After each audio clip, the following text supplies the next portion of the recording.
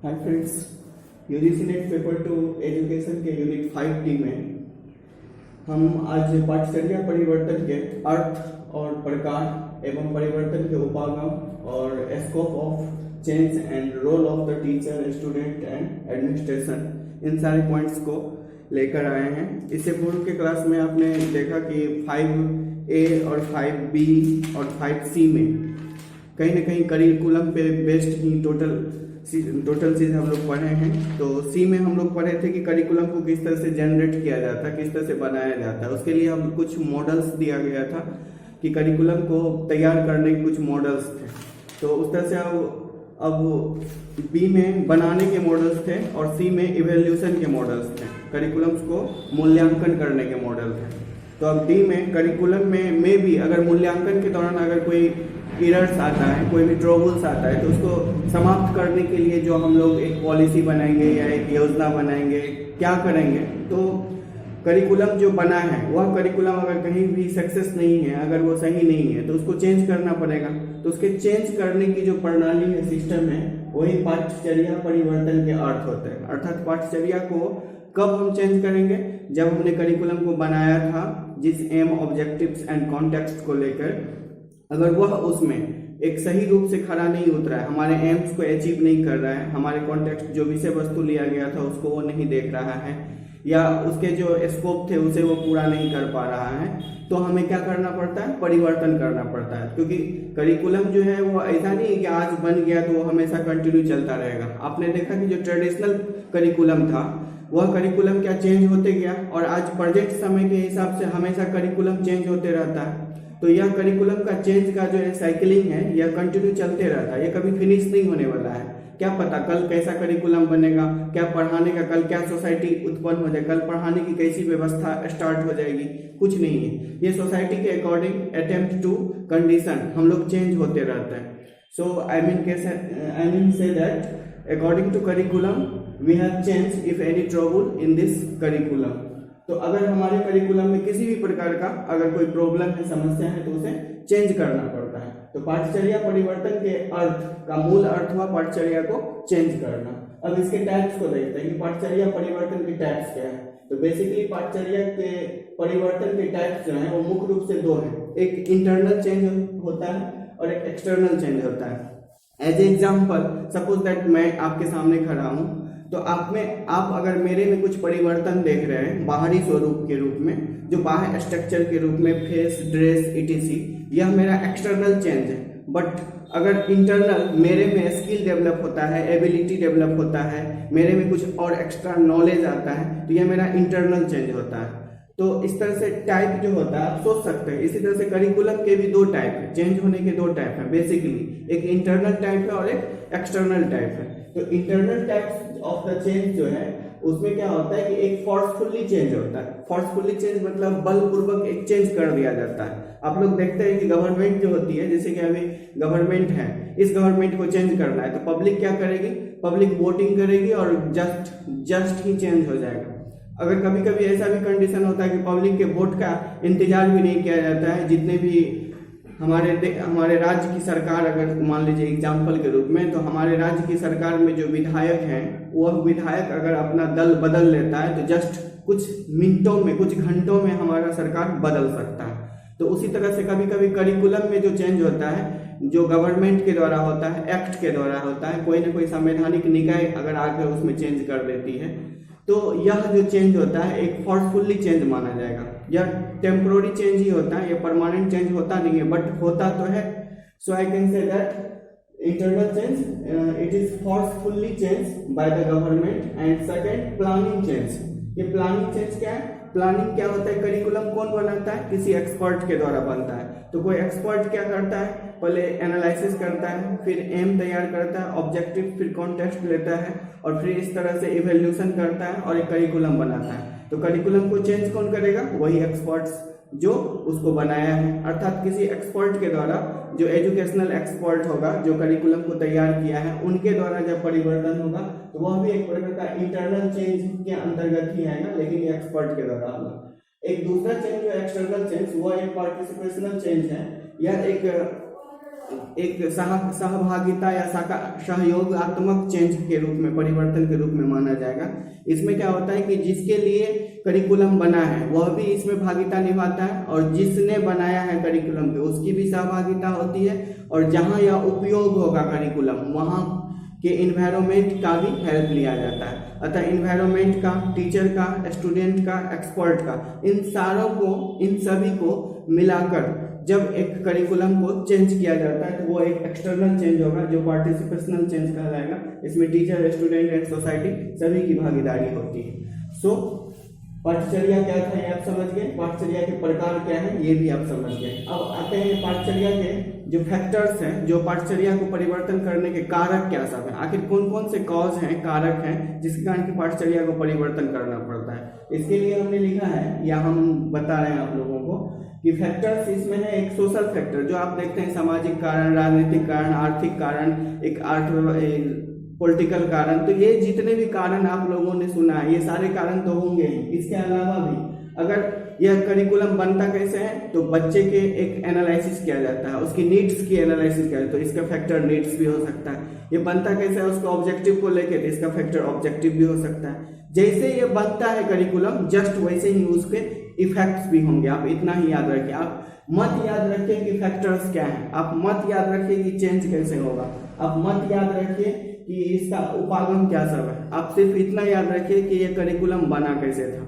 और जब आप कोई भी चीज को बनाइएगा, सपोज दैट आप एक घर बना रहे हैं, उस घर में आप ईंट लगा रहे हैं, सीमेंट लगा रहे हैं, रड लगा रहे हैं, या एक इस तरह की और संरचनाएं आप लगा रहे हैं, बालू, सीमेंट, छड़ इत्यादि लगा रहे हैं। तो अगर इस घर को अब चेंज करना है तो क्या करना होगा, क्या करना होगा आपको, यही सारी चीज को बदलना होगा, यही सारी चीज को तोड़ फोड़ जोड़ जाड़ करना होगा फिर से। तो सिंपल सी बात है, आप किसी करिकुलम को आप अगर तैयार किए हैं, जिस बेस पे आपने करिकुलम को तैयार किया है, एनालिसिस के बेस पे, ऑब्जेक्टिव्स के बेस पे, कॉन्टेक्स्ट के बेस पे और इवैल्यूएशन के बेस पे, सो आप चेंज कब करिएगा, किस चीज से करिएगा, इसी चीज से। और आप इसके इफेक्ट्स क्या देखिएगा, ऐसा ही इफेक्ट होगा। तो इस तरह से आपके सोशल इफेक्ट्स भी होंगे, कल्चरल इफेक्ट्स भी होंगे, इन्वायरमेंटल इफेक्ट्स भी होंगे, कॉम्पिटेंसी इफेक्ट भी होंगे, क्योंकि बच्चों की क्षमता के आधार पर हमने करिकुलम को बनाया था, उसके नीड्स के आधार पर, उसके इंटरेस्ट के आधार पर, तो उसको हम चेंज करेंगे। उस चेंज में फैक्टर्स भी वही सब सारी चीजें होंगी। इसमें बच्चों का एक चाइल्ड साइकोलॉजी भी होगा, बच्चे का जो हम विश्लेषण कर पाते हैं तो वो कर रहे हैं कि नहीं कर रहे हैं, हमने कॉन्टेक्स्ट चुना है कि नहीं, उसके नीड्स को देखा है या नहीं, उसके ऑब्जेक्टिव्स को समझा है कि नहीं। तो इन सारी चीजों को भी, ये सारी चीज भी फैक्टर्स के रूप में सामने आ जाएंगे। तो needs, limit, interest, government, organisation, ये सारी चीज आपके हो गए फैक्टर्स। ठीक है, नेक्स्ट पॉइंट पे हम चलते हैं। नेक्स्ट पॉइंट है हमारा पाठचर्या परिवर्तन के उपागम। जो पाठचर्या को जब हम परिवर्तित करेंगे तो उसके उपागम क्या है, उसके अप्रोच क्या है, अप्रोचेस टू करिकुलम चेंज। तो करिकुलम को चेंज करने के बेसिकली 3 अप्रोच लिया गया, 4 अप्रोचेस को दिखाया गया है। फर्स्ट अप्रोचेस जो है वो है बिहेवियर, दूसरा है मैनेजमेंट, और तीसरा है सिस्टम, और चौथा है ह्यूमनिस्टिक, मतलब मानवतावादी। तो इसको अगर देखें तो जब हम कभी भी किसी को चेंज करना, सपोज दैट अभी तो यहाँ करिकुलम की बात हो रही, तो चलिए करिकुलम को ही लेते, किसी करिकुलम को चेंज करना, इसको चेंज करने के लिए क्या अप्रोच, मतलब क्या स्टडी कीजिएगा, क्या कॉज लीजिएगा, क्या फैक्टर्स लीजिएगा, किस टाइप से आप इसे चेंज करने की कोशिश कीजिएगा। तो सबसे पहले आप देखिएगा व्यवहार, क्योंकि अगर बच्चे के व्यवहार, हमने इससे पूर्व के क्लास में बताया था कि अगर हम नैतिक शिक्षा के अकॉर्डिंग एक करिकुलम बना रहे हैं तो हमें यह देखना होगा कि हमने जो करिकुलम बनाया वो बच्चों के नैतिक शिक्षा के विकास किया है या नहीं किया है। अगर बच्चों का नैतिक शिक्षा का विकास वो नहीं किया है, इसका मतलब बच्चों के व्यवहार में कोई परिवर्तन नहीं हुआ है, और जब बच्चे के व्यवहार में कोई परिवर्तन नहीं हुआ है तो वो अच्छा करिकुलम नहीं है।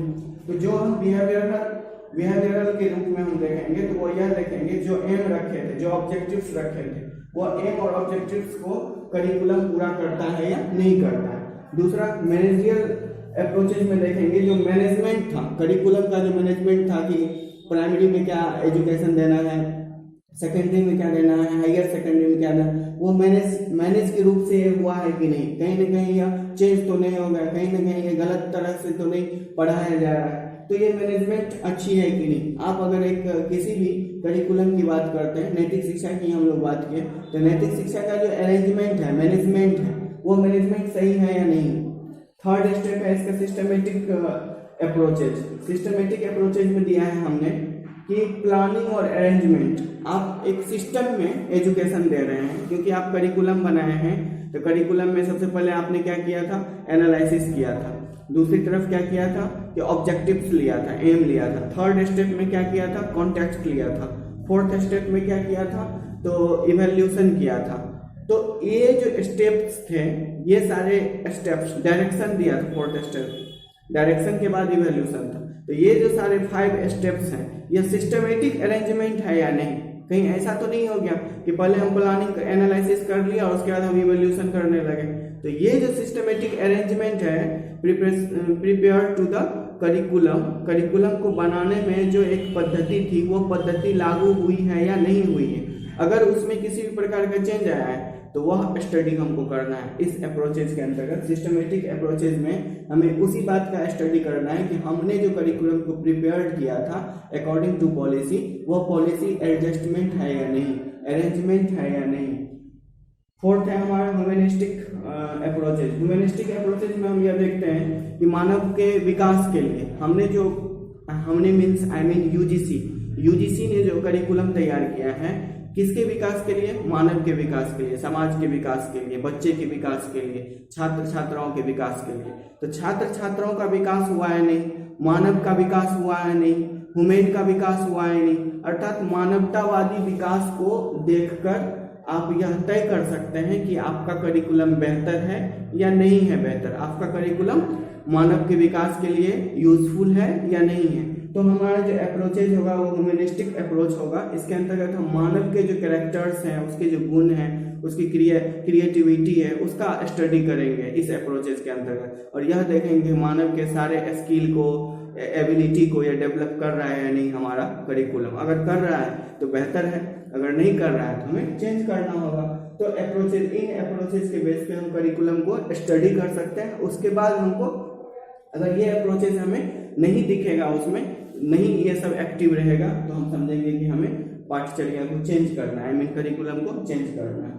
अब role of the teacher and student and administration in curriculum change या करिकुलम में क्या रोल होते हैं? तो टीचर के क्या रोल होते हैं? आप जाहिर सी बात है कि करिकुलम के निर्माण हुई, करिकुलम बना, सब स्टडी किया, उस स्टडी में टीचर क्या कर रहे थे?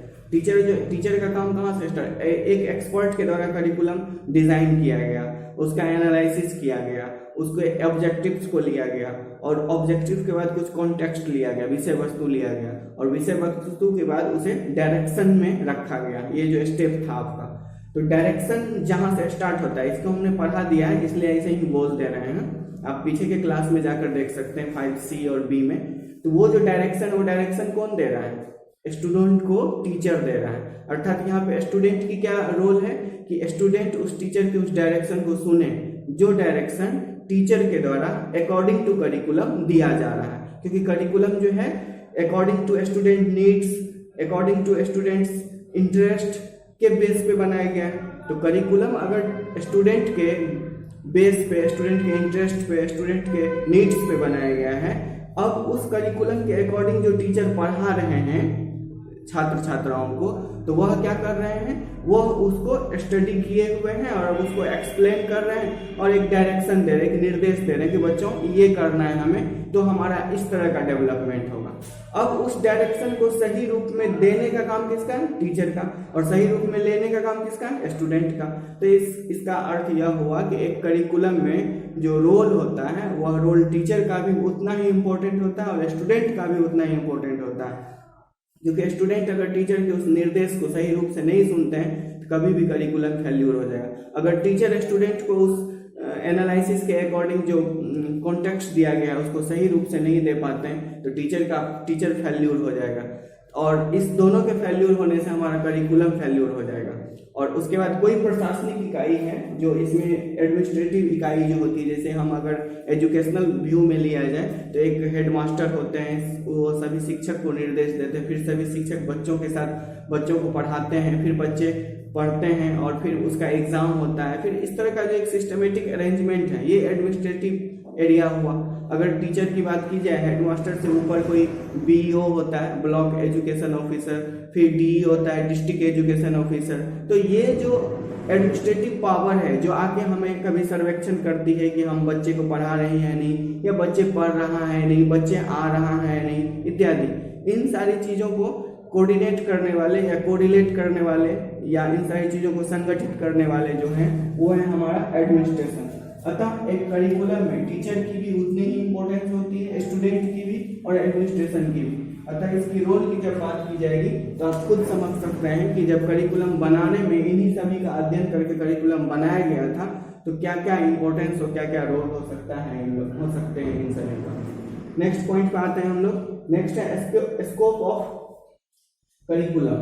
तो करिकुलम के चेंज करने के पीछे क्या उद्देश्य है, क्योंकि उन्होंने अपने स्कोप को, अपने एम्स को फुलफिल नहीं किया है, तो इसलिए हम सबसे पहले उसके एम को देखेंगे। जो स्कोप रखा गया था, जो विषय क्षेत्र था करिकुलम का, या जो विषय क्षेत्र था, यह विषय क्षेत्र क्या किस व्यू में होता है, कितना क्षेत्र में होता है, तो उसके एम के क्षेत्र में होता है, उसके विषय वस्तु के क्षेत्र में होता है, उसकी समस्याओं के क्षेत्र में होता है, उसके संसाधन के क्षेत्र में होता है, उसके अर्थव्यवस्था के क्षेत्र में होता है, राजनीतिक हस्तक्षेप के क्षेत्र में होता है, और शिक्षक और छात्रों के बीच जो आदान प्रदान है ज्ञान का उस क्षेत्र में होता है, और सामाजिक क्षेत्र में होता है। ये जितने भी क्षेत्र हैं, सामाजिक और आदान प्रदान के क्षेत्र, पॉलिटिकल क्षेत्र, इकोनॉमिकल क्षेत्र, रिसोर्स क्षेत्र, प्रॉब्लम्स, कॉन्टेक्स्ट एंड एम, ये सारे जो क्षेत्र हैं यही कहीं ना कहीं हमारे क्या है, स्कोप है किसके, करिकुलम के। अर्थात करिकुलम के स्कोप को जब हम देखेंगे तो यही हमको देखना है कि करिकुलम अपने ऑब्जेक्टिव्स में सक्सेसफुल रहा या नहीं, वो उसे कॉन्टेक्स्ट सही लिया गया था या नहीं, उसने जिस प्रॉब्लम्स का एनालिसिस किया था वो प्रॉब्लम सही था या नहीं, फिर रिसोर्स अच्छा था या नहीं, इकोनॉमिक क्या कंडीशनल था, क्या पॉलिटिकल प्रेशर या गवर्नमेंटल प्रेशर कुछ था, या ट्रांसफरेबल कोई ट्रबल्स हुआ, शिक्षक और छात्रों के बीच का अच्छा से आदान प्रदान नहीं हो सका, या सोशल क्या ऐसा कॉज या इफेक्ट था। इन सारी चीज़ों को जब हम देखेंगे तो हमें टोटली देखा जाएगा कि ये सारे चीज़ अर्थात टोटल सोसाइटी एंड समस्या, अर्थव्यवस्था, संसाधन और एम, ये सारे चीज जो है वो एक करिकुलम के स्कोप होते हैं। क्योंकि करिकुलम के स्कोप को छोटे रूप में नहीं लिया जाएगा। हमारे सिलेबस में लिखा हुआ है कि पाठचर्या शोध के विषय क्षेत्र क्या है, तो ये सारे पाठचर्या शोध के विषय है। जब तक आपको पाठ करिकुलम पे आप रिसर्च करिएगा, research of scope of curriculum research, तो ये जो है हमारे स्कोप ऑफ करिकुलम रिसर्च है। अगर आप किसी करिकुलम का रिसर्च करते हैं तो आपको इन सभी चीज़ों को देखना होगा, इन सभी विषय क्षेत्रों से लिंकेज होना होगा, तो आप उसके विषय क्षेत्र को सही रूप से आंक सकते हैं।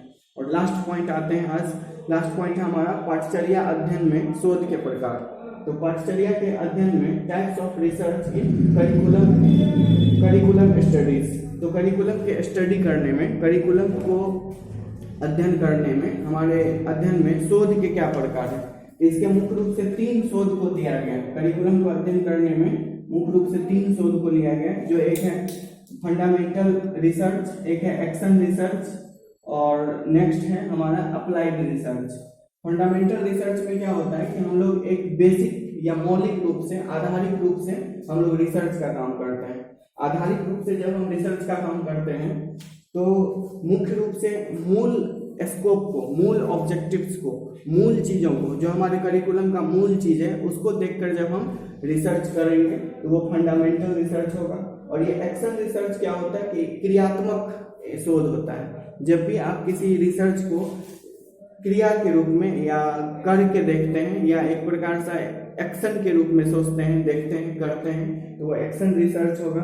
और अप्लाइड रिसर्च होगा एक प्रकार का व्यवहारिक रिसर्च ही माना जाएगा यह, क्योंकि हमारे व्यवहार में जब हम उस रिसर्च को लाते हैं तो यह एक प्रकार का अप्लाइड रिसर्च होगा। और मुख्य रूप से देखा जाए तो फंडामेंटल रिसर्च जो होता है वो किसी भी करिकुलम में वो मौलिक रूप से की जाती है उसके एनालिसिस करने के समय। जब आप किसी करिकुलम का एनालिसिस करिएगा तो उसका फंडामेंटल रिसर्च हुआ आएगा, क्योंकि करिकुलम को आप आधारिक रूप प्रदान करने वाले हैं। तो सबसे पहले आप एनालाइज कीजिएगा समस्या का, नीड्स का, लिमिट्स का, इंटरेस्ट का, इंटरेस्ट ऑफ द स्टूडेंट या नीड्स ऑफ द स्टूडेंट। तो यह जो एनालिसिस है कहीं ना कहीं बेस है। तो फंडामेंटल रिसर्च अगर देखा जाए तो किसी करिकुलम का एनालिसिस है, और एक्शन रिसर्च जो है वो उसका डायरेक्शन यानी कि निर्देश है, और यह बहुत जल्द ही एक्टिव होने वाला एक रिसर्च है। ये बहुत फास्ट रिसर्च का एक टॉपिक पॉइंट है और ये अप्लाइड रिसर्च जो होता है व्यवहारिक रूप से होता है, जो धीरे धीरे होती रहती है पर्यावरण या परिस्थिति या सिचुएशन के अनुसार। तो ये 3 कंडीशन है जो रिसर्च के tags of the research curriculum है। तो जब हम कभी करिकुलम के रिसर्च को देखेंगे तो ये 3 चीजों को मुख्य रूप से अध्ययन करेंगे, उसके मौलिक रिसर्च को, उसके क्रियात्मक रिसर्च को और उसके व्यवहारात्मक रिसर्च को। थैंक यू फ्रेंड्स, इसी के साथ हमारा यूनिट 5 भी समाप्त हो रहा है। अब हम नेक्स्ट 6 के साथ पुनः आप लोगों के पास उपस्थित होंगे। Thank you for all for watching my friends.